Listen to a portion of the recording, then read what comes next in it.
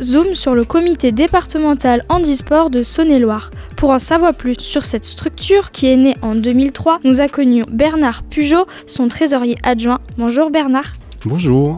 Bernard, vous connaissez bien la situation de personnes en situation de handicap puisque vous vous déplacez à l'aide d'un fauteuil roulant. À votre avis, quelles sont les principales difficultés auxquelles doivent faire face les personnes en situation de handicap aujourd'hui en France ? Les principales difficultés, déjà je mettrais l'accessibilité pour les personnes en fauteuil roulant. Bien que maintenant la société a fait beaucoup d'efforts, il en reste encore pas mal à faire. C'est l'accessibilité, pouvoir se déplacer en ville sans l'aide de personne, quoi. L'autre difficulté qui me paraît aussi importante, c'est le coût du matériel. Un fauteuil roulant, c'est pas donné. Maintenant, un fauteuil roulant de ville comme j'ai, c'est entre 3 et 4 000 euros, quoi, si on veut quelque chose de bien pour pouvoir faire les transferts, pouvoir bouger, mettre dans la voiture et tout. La participation de la CEPAM, c'est à peine 600 euros. Il y en a beaucoup qui ont des fauteuils qui ne sont pas de toute première jeunesse, quoi, parce qu'on n'a pas la possibilité de les changer. Moi, c'est un des principaux problèmes du handicap. Le comité handisport de Saône-et-Loire a pour mission de promouvoir, organiser et développer le sport et les activités physiques pour les personnes en situation de handicap physique et ou sensoriel sur le département. Pouvez-vous nous expliquer ce que vous faites concrètement ?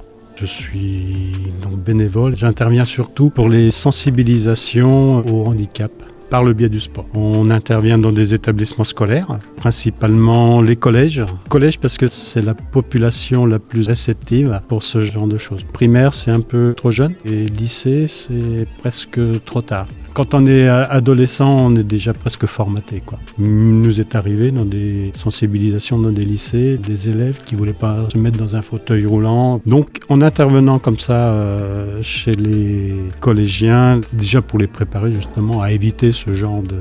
Parce que c'est pas parce qu'on est en fauteuil roulant qu'on est contagieux ou que ça porte malheur ou que voilà, quoi. Et on peut très bien avoir une vie dite normale, même si on est en situation de handicap. Parmi les valeurs du comité, on retrouve l'autonomie du sportif. Est-ce difficile à atteindre quand on fait du handisport ? Ça dépend du handicap, je dirais. Moi, personnellement, non, il n'y a pas de difficulté. Les clubs qui nous reçoivent, en général, sont adaptés pour nous recevoir. Il y a pas mal de clubs où tout est fait pour accueillir. Les gens ne se rendent peut-être pas compte qu'une petite marche de 5 cm, ça peut empêcher l'accès à une salle.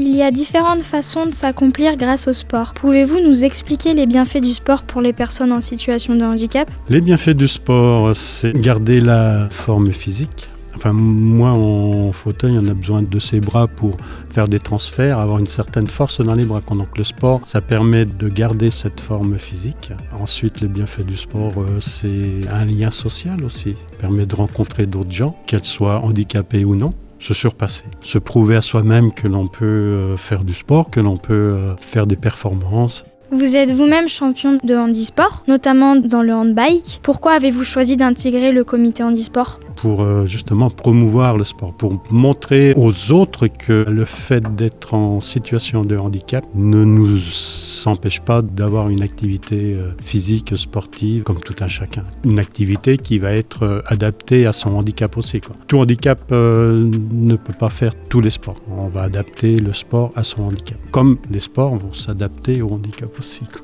Le comité a pour mission de développer les disciplines sportives en Saône-et-Loire. Quels sont les sports les plus pratiqués par les personnes en situation de handicap ? Le sport le plus pratiqué, c'était le basket, fauteuil, la natation, l'athlétisme. Maintenant, il y a peut-être plus de sports qui sont ouverts. Combien y a-t-il de clubs et de sections handisport en Saône-et-Loire ? En Saône-et-Loire, ce sont surtout des sections qui sont au sein des clubs. On doit être une 22, je crois. Donc il y a le tennis, le basket, il y a tir à l'arc, il y a haltérophilie, pas mal de sports qui sont concernés. Il y a des compétitions de handisport et également des Jeux paralympiques. À votre avis, sont-ils suffisamment diffusés à la télévision et dans les médias en général ? Non, à mon avis, non. La seule compétition qui est vraiment médiatisée, c'est les Paralympiques. Les autres pratiques, les autres compétitions, c'est assez rare de les voir à la télé ou même sur les journaux. On en parle très très peu, quoi. On parle beaucoup d'inclusion aujourd'hui. Existe-t-il des sports pratiqués par les personnes valides et les personnes en situation de handicap dans une même équipe ? Au basket, oui, il y a des personnes valides qui ont intégré les équipes de basket fauteuil. Tout ça parce qu'il n'y avait plus assez de personnes handicapées pour faire monter une équipe. Une équipe de basket, donc ça se joue à 5 sur le terrain. Mais pour se lancer en compétition, il faut être minimum 8 à 10 pour pouvoir pratiquer en compétition. D'autres sports, je ne sais pas. Il y a quelques années, il avait été essayé d'inclure, surtout en athlétisme, faire courir en même temps des valides et des personnes en situation de handicap. Les personnes qui sont amputées et qui courent avec une lame, ça n'a pas été plus loin parce que les sportifs valides pensaient que le fait d'avoir une lame carbone à la place du pied, ça avantageait la personne qui courait. On a arrêté, quoi. Et depuis, on a cessé, quoi. Maintenant, il y a les handicapés d'un côté, les valides de l'autre. Pour les non-voyants, elle court, c'est le guide qui court avec la personne non-voyante. Le comité a aussi pour mission de sensibiliser le public au handicap. Comment faites-vous ? Est-ce difficile ?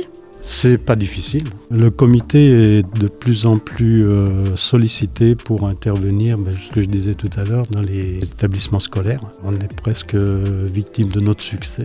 On aimerait développer aussi la sensibilisation au handicap dans les entreprises. Là, c'est un peu plus difficile, quoi.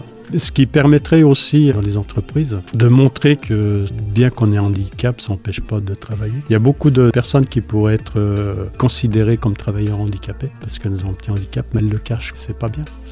Déjà parce que l'entreprise, à partir de je ne sais plus combien, 50 salariés je crois, elles ont c'est un mot que j'aime pas bien, elles ont un quota de personnes en situation de handicap. Ça, je crois que c'est 6%. Et si ces entreprises n'atteignent pas ce pourcentage, ce quota, elles payent une amende à l'AGFIP. C'est un organisme qui récolte les amendes de ces entreprises qui n'ont pas leur quota. Et ces amendes, elles servent aussi après aux entreprises qui en font la demande pour adapter un poste de travail à une personne en situation de handicap. Pour finir, auriez-vous une anecdote ou un souvenir à nous raconter par rapport à votre expérience au comité ? Non, j'ai pas vraiment d'anecdote, de souvenir vraiment marquant.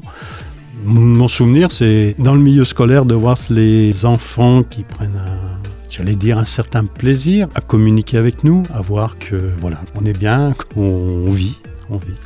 Merci beaucoup Bernard Pugeot. Si vous souhaitez en savoir plus sur le comité départemental handisport de Saône-et-Loire, rendez-vous sur son site internet comitéhandisport71.fr. Merci.